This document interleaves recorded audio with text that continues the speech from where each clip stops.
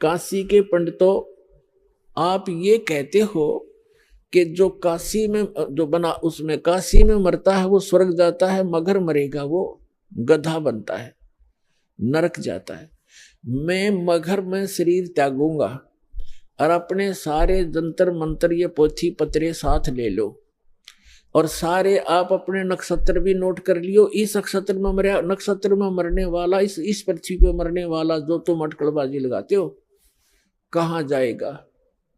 इस बात का सब जगह जोर शोर से प्रचार हो गया, सब में आग की तरह बात फैल गई कि कबीर जी मगर में मरने का दावा करते हैं और देखेंगे भी वहां गधा बनेंगे, स्वर्ग जाएंगे या नरक जाएंगे। वीर देव सिंह बघेल कबीर परमात्मा के शिष्य थे, उसने भी अपने सैनिक साथ ले लिए और साथ में और भी बहुत गुणे, कोई हजारों की संख्या में दर्शक काशी और आसपास के गांवों के और मगर के आसपास के गांवों के इस बात को सुनकर इकट्ठे हो गए। और परमात्मा का 120 वर्ष की आयु, लीला में आयु थी भगवान कबीर साहब की उस समय, 120 वर्ष की आयु में। और बनारस से लेकर मगर लगभग 125 किलोमीटर 150 किलोमीटर का अंतर है। पैदल गए थे और 3 दिन में पहुंचे। अब वहां जाकर के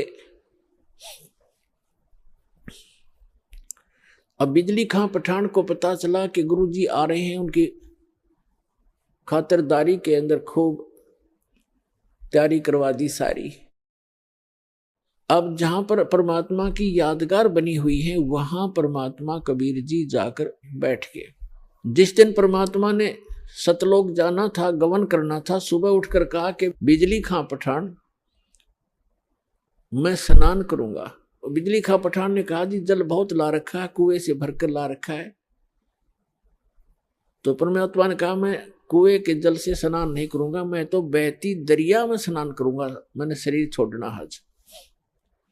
तो बिजली खां पठान और वहां के सभी जो सेवक थे हिंदू और मुसलमान, सब ने करबद्ध होकर कहा भगवान यहां पर एक आमी नदी बहा करती थी, अब उसका आमी नदी तो है पर जल नहीं है उसके अंदर, और ये भगवान शिव के श्राप से शापित है, सूख गई है।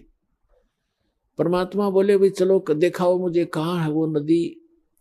जहां परमात्मा ने वो लीला की थी, सतलोक गमन की, सतलोक जाने की, उससे 400-500 फुट की दूरी पर वो दरिया थी कि आओ महाराज दिखाते हैं। तो परमात्मा वहां पहुंच गए। उस दरिया के किनारे खड़ा होकर के परमात्मा ने कहा, परमात्मा ने ऐसे इशारा कर दिया जैसे चौराहे पर खड़ा हुआ ट्रैफिक का सिपाही कर देता है और सभी गाड़ियां खकौट से भाग लेती हैं।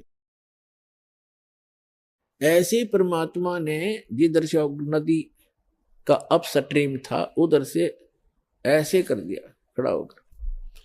क्या देखा कि बहुत सी दूरी पर ऐसी आवाज आई जैसे बम फटता है, और कम से कम 4-5 किलोमीटर की दूरी पर उस दरिया के अंदर से ऐसा फुहारा उठा और वो दरिया भरकर चल पड़ी, फुल किनारे पर तबर गई। बोलो सतगुरुदेव की जय हो।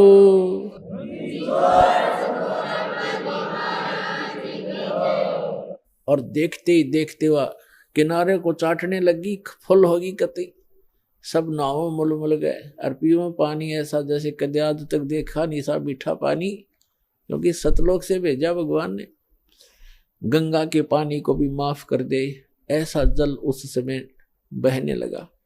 सबने स्नान किया, क्योंकि वहां तो कई हजारों की संख्या में दर्शक गए हुए थे, सब मलमल करना आए। फिर परमात्मा ने कहा कि भाई मैं एक चादर नीचे बिछाओ, एक चादर ऊपर ओढ़ूंगा और मैं यहां शरीर छोड़ूंगा। फिर परमात्मा ने देखा एक तरफ हिंदू खड़े हैं, एक तरफ मुसलमान खड़े हैं। एक तरफ वीरदेव सिंह बघेल खड़ा है काशी का नरेश हिंदू राजा, एक तरफ बिजली खां पठान खड़ा है मुसलमान नवाब, और उसके सैनिक साथ हैं, उसके भी सैनिक उनकी साइड में खड़े, और अन्य जनता भी बहुत खड़ी है मुसलमान इधर हिंदू साइड में। वो तो अंतर्यामी थे, फिर भी उनसे पूछना चाह रहे थे कि बिजली खां पठान, आपने ये शस्त्र किस लिए ले रखे हैं? वीरदेव सिंह बघेल, आपकी सेना और ये तुम दोनों सेनाओं ने शस्त्र किस लिए लेकर आए हो? मुझे क्या खतरा था? तो वीर सिंह बघेल बिजली खां पठान वो तो बोल नहीं सके। अन्य जो जनता थी हिंदू और मुसलमानों में से कहने लगे, गुरुदेव, हिंदू वाले कहने लगे, आप हमारे गुरु हैं, हम आपका अंतिम संस्कार अपने हिंदू रीति से करेंगे, इन मुसलमानों के हाथ नहीं लगने देंगे। मुसलमान कहने लगे, आप हमारे पीर हो और हम आपका अंतिम संस्कार अपने अनुसार से करेंगे, अपनी रीति से करेंगे, इन काफिर हिंदुओं के हाथ नहीं लगने देंगे। परमात्मा बोले, रे भले आदमियों, 50 वर्ष तक मैंने तुम्हें क्या शिक्षा दी? हिंदू और मुसलमान तुम आज भी दो बने बैठे हो, तुम्हारी बुद्धि पर पत्थर गिर गए हैं। और पुण्यात्माओं, दास जो शब्द बतावेगा, जो भी ज्ञान कहेगा, 100% समझ लेना, बिल्कुल 100% सच समझ लेना। उस समय एक विशेष रूमर थी कि एक ऐसा भयंकर समय आने वाला है कि आपस में ग्रह युद्ध होगा, जनता एक दूसरे को काटेगी, कारण का पता नहीं। ऐसा वो भविष्य वक्ता बताया करते थे। ऐसी अनहोनी होगी, ऐसा जुल्म होगा और कत्लेआम होने की ऐसे लक्षण उनके पत्रों में, उनकी जो भविष्य की किताबों में वर्णन था। और काल तो ये चाहता ही है कि नाश हो जाए, इनका बुरा हाल हो, और मरते समय ऐसे संत के ऐसे हो जाए तो लोग इन्हों कहेंगे ऐसा कलम हुआ था, कोड नाश कराया गया, क्या एक संत था वो। तब परमात्मा ने कहा, भाई बात सुन लो बच्चों, तुमने मेरी सीख पर, मेरी शिक्षा पर अमल नहीं करा, अब तो अपने लालच वश मेरे शिष्य बने रहे, पर मेरी बात सुन लो, मेरा काला मुंह मत करो, मेरी एक अंतिम पुकार सुन लो तुम। मेरा शरीर इस, वैसे तो चदरों के बीच में शरीर नहीं मिलेगा, कोई अन्य वस्तु मिलेगी, उसको आधी आधी बांट लेना, एक चदर हिंदू ले लेना, एक मुसलमान ले लेना, और शरीर मेरा मिले तो आधा आधा काट लेना, ये मेरा आदेश समझ लेना।